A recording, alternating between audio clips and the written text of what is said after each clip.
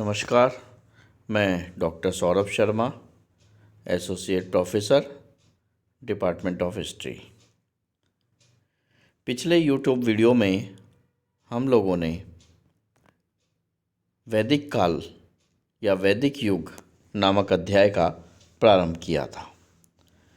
उस अध्याय के प्रथम टॉपिक के रूप में हमने वैदिक साहित्य के बारे में चर्चा करी थी। वैदिक साहित्य के आधार पर ही वैदिक काल के बारे में जानकारी प्राप्त होती है। वैदिक साहित्य को हम लोगों ने 4 भागों में विभाजित किया था: संहिता, ब्राह्मण, आरण्यक और उपनिषद।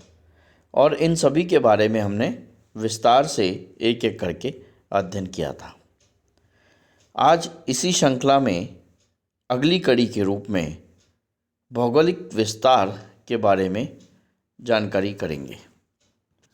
भौगोलिक विस्तार से अभिप्राय यह है कि जो वैदिक काल है उसमें भौगोलिक विस्तार की दृष्टि से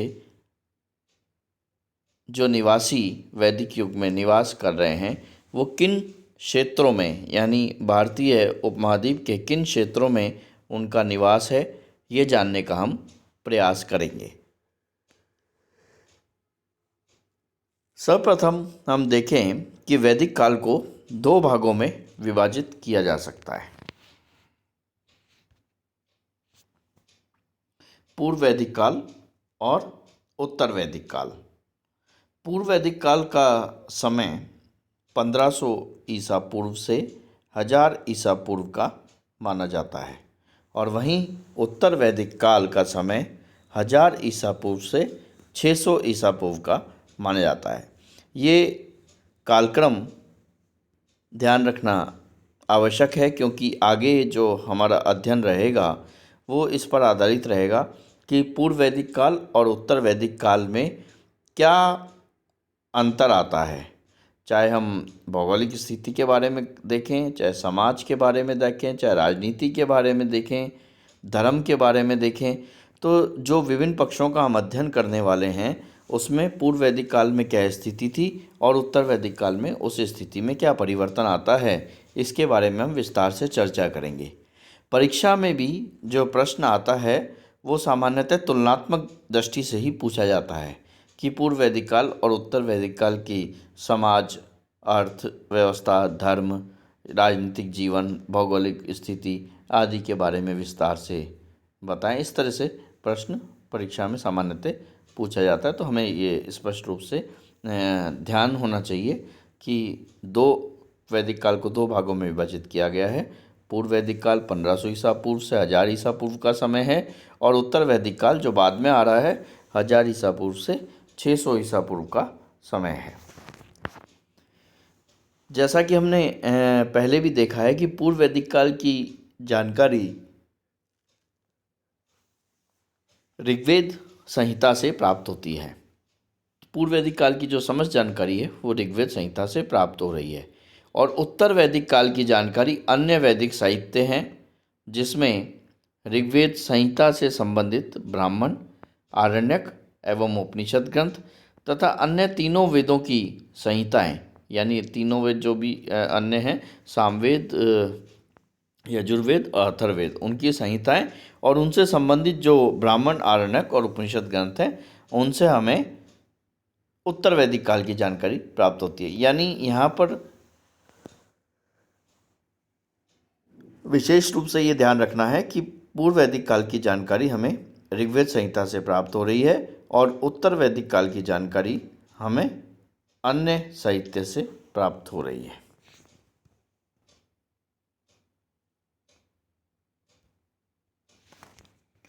अब भौगोलिक विस्तार के बारे में चर्चा करें तो पूर्व वैदिक काल का मनुष्य या जिनको आर्य कहा गया है, तो ऋग्वैदिक काल में आर्यों का जो भौगोलिक केंद्र है वो सप्त सैंधव प्रदेश माना गया है।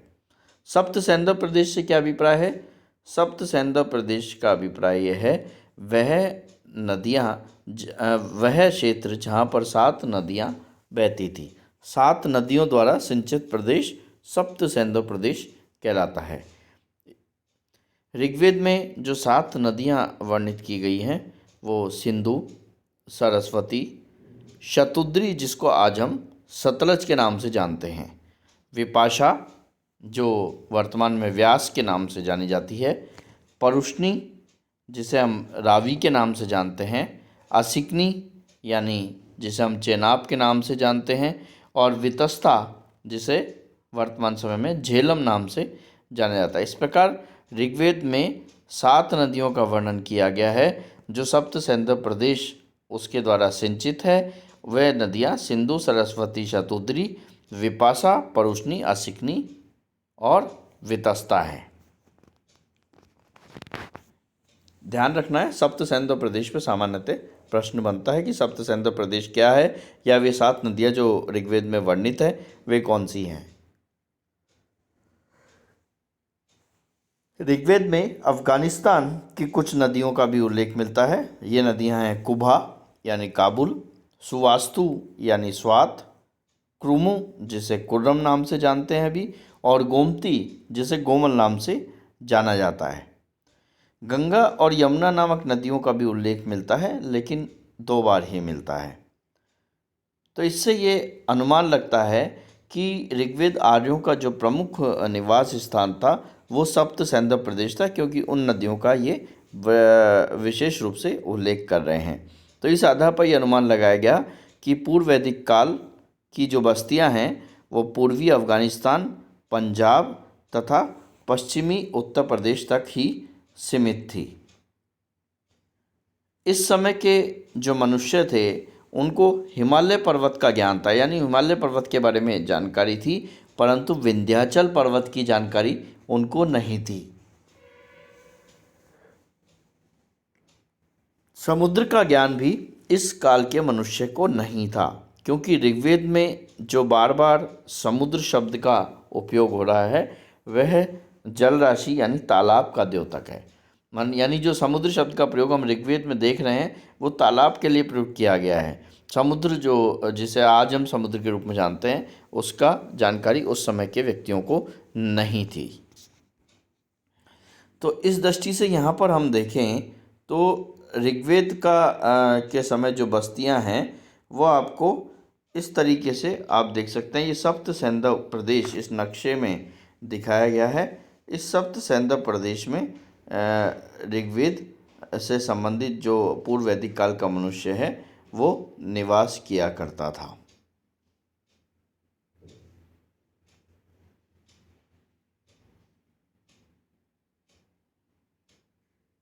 इसमें 7 नदियाँ विशेष रूप से आप देख सकते हैं। यहाँ पर 7 नदियाँ स्पष्ट रूप से आपको नज़र आ रही हैं। यदि आप देखना चाहें इसमें तो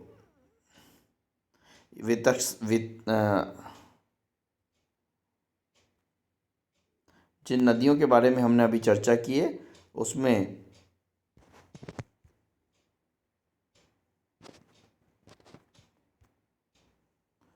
वितस्ता यहाँ पे आपको मिलेगी, असिकनी उसके नीचे है, आप देखें परुष्णी उसके नीचे बह रही हैं। इसके अलावा सतलज ये नदी यहाँ पर है, ये सरस्वती नदी है जो ये पूरा इसका लंबा पाथ है, हिमालय से लेकर के कच्छ तक जा रही है। इसके अलावा यहाँ पे आप देखें यमुना नदी है और ये ऊपर गंगा नदी है। इसके ऊपर आपको सरयू का उल्लेख मिलता है।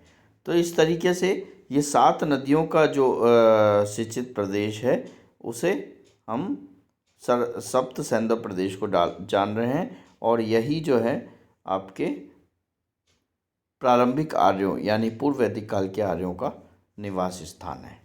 अब उत्तर वैदिक काल के बारे में चर्चा करें तो उत्तर वैदिक काल में एक कहानी बताई गई है जो कि शतपथ ब्राह्मण में बताई गई है।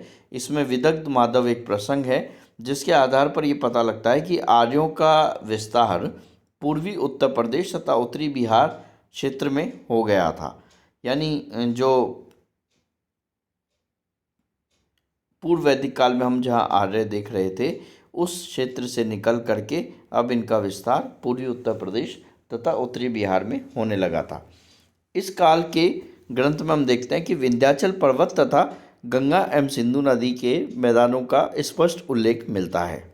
यानी पूर्व वैदिक काल के मनुष्य को विंध्याचल पर्वत की जानकारी नहीं थी और गंगा और यमुना का भी एक आधी बारी उल्लेख मिलता है। लेकिन उत्तर वैदिक काल में विंध्याचल पर्वत का स्पष्ट उल्लेख मिल रहा है और गंगा और सिंधु के मैदान भी विशेष रूप से यहाँ पर प्रमुखता से नजर आ रहे हैं।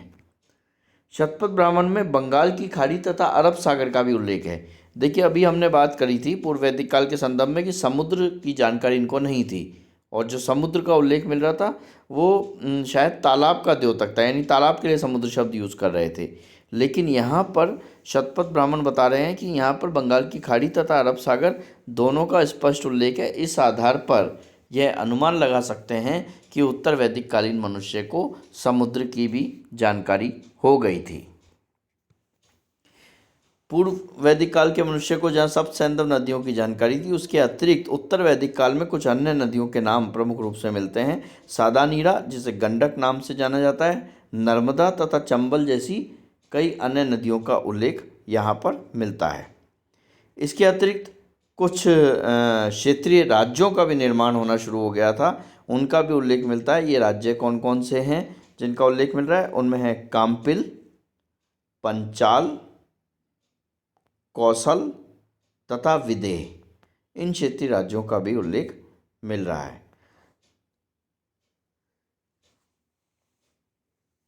इस आधार पर यह कहा जा सकता है कि उत्तर वैदिक काल में आर्य पूर्वी राजस्थान, पूर्वी उत्तर प्रदेश, उत्तरी बिहार तथा चंबल नदी घाटी क्षेत्र में बस गए थे।